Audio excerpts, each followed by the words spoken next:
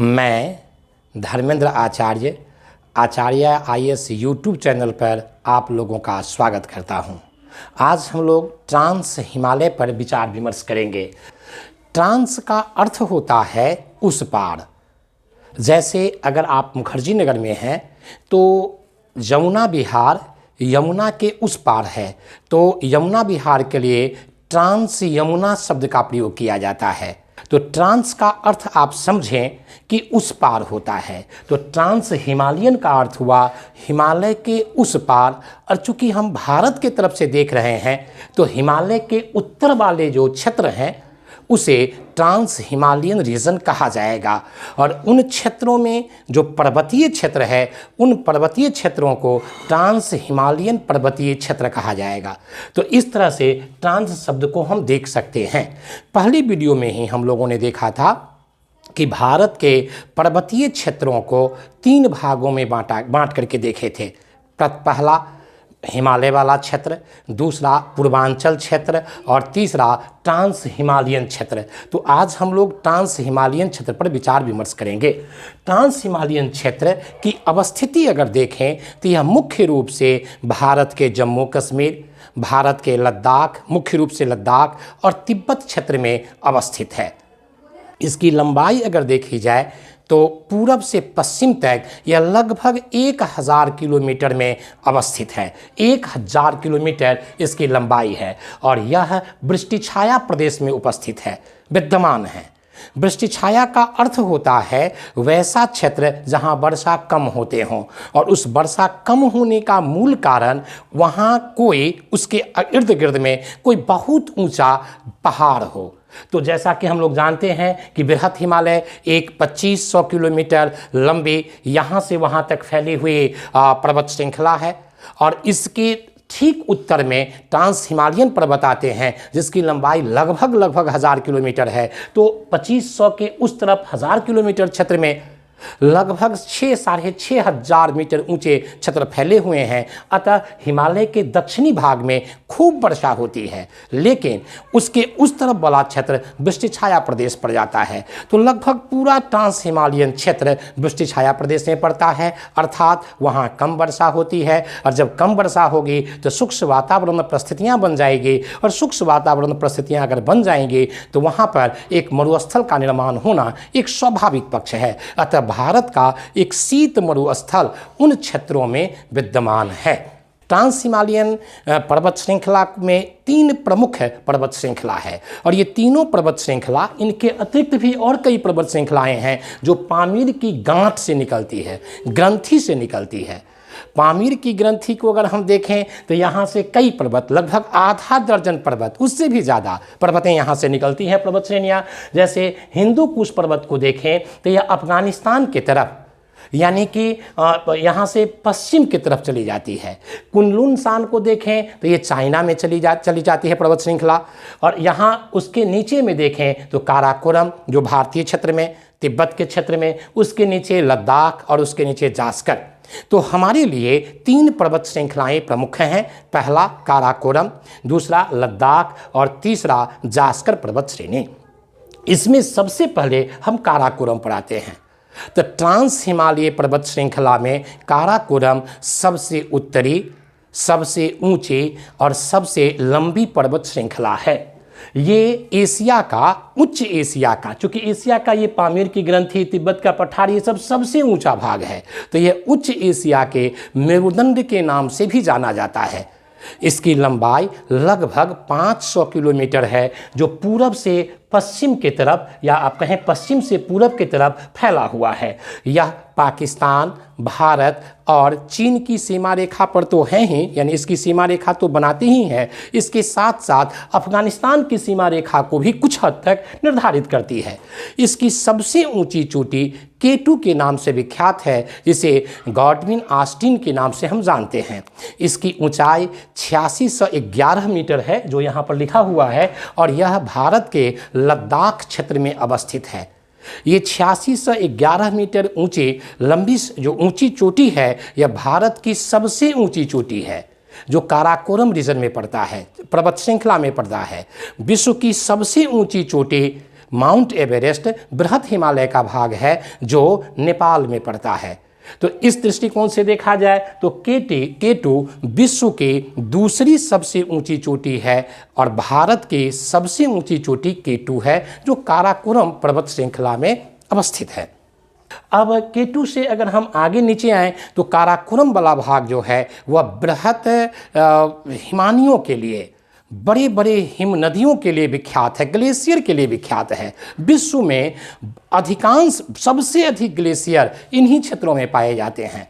इसमें Siachen glacier, Biafo glacier, Hispar glacier, Baltoro glacier, Chogolungma glacier, Kunyang glacier, यानी कई ग्लेशियर, दर्जनों ग्लेशियर यहाँ पर विद्यमान हैं, लेकिन सियाचिन ग्लेशियर सबसे प्रसिद्ध है।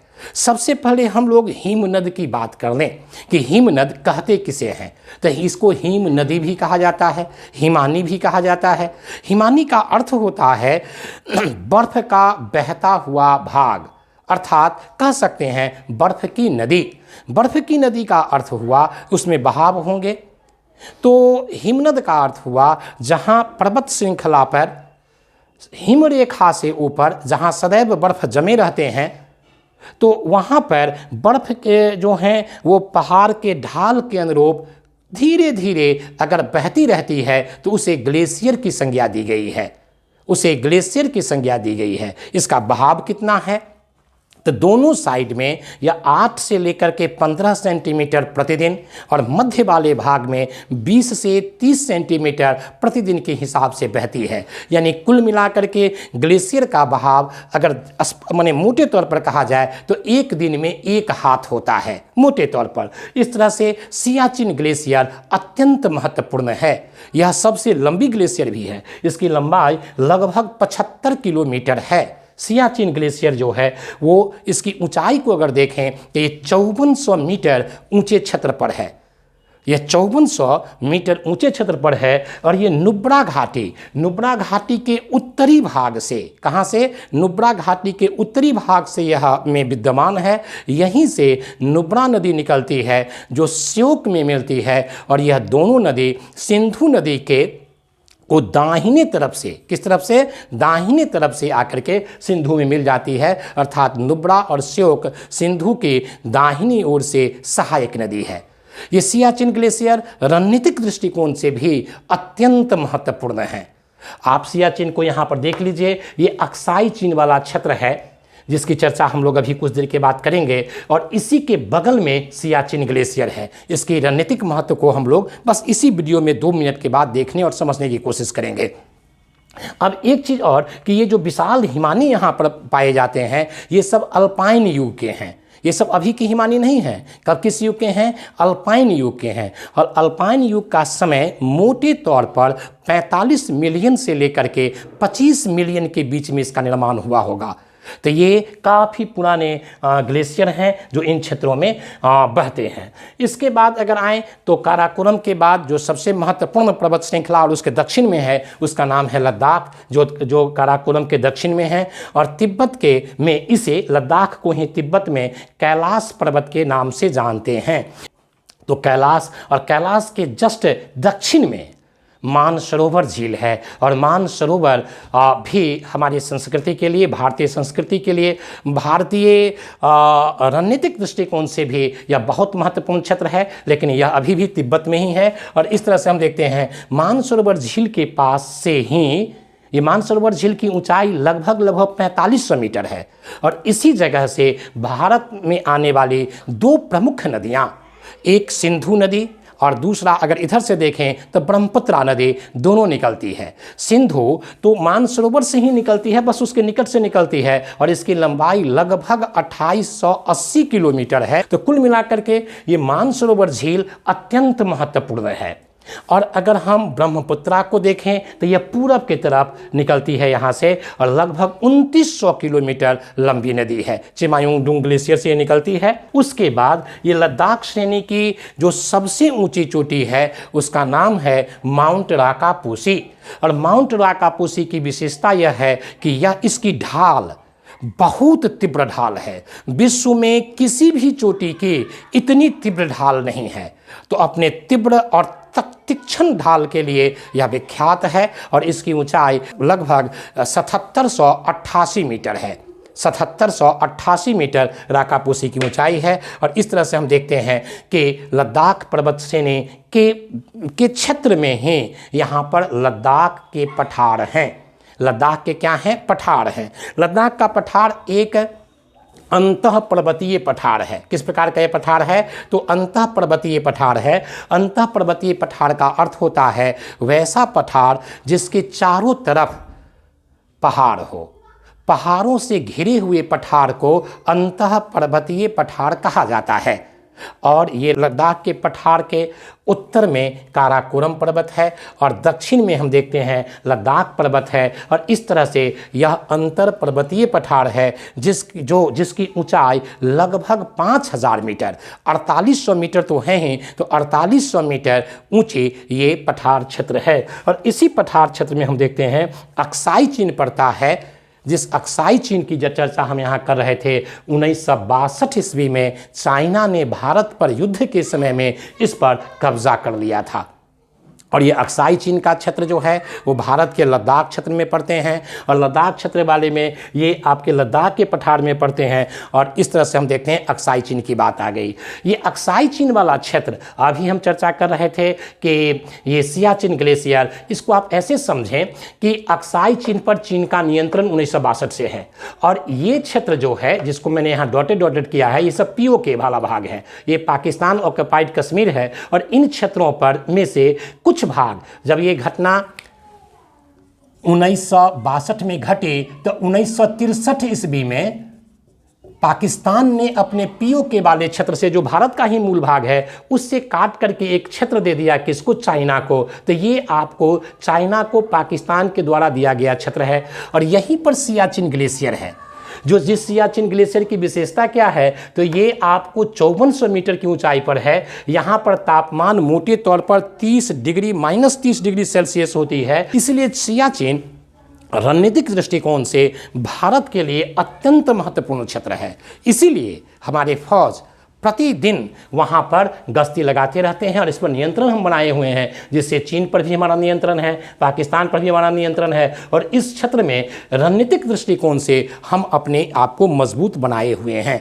इसलिए सियाचिन ग्लेशियर हमारे लिए बहुत महत्वपूर्ण है। तो अक्साई चीन वाला क्षेत्र ये हो गया। अक्साई चीन वाला क्षेत्र यहीं पर है। और इस लद्दाख के पठार की एक और विशेषता है कि इन क्षेत्रों में शीत मरुभूमि है। क्योंकि इस शीत मरुभूमि की बात अगर हम करें तो यहाँ पर वृष्टि छाया प्रदेश है, पहली बात। और दूसरी बात, लवणीय झील की यहाँ पर अधिकता है।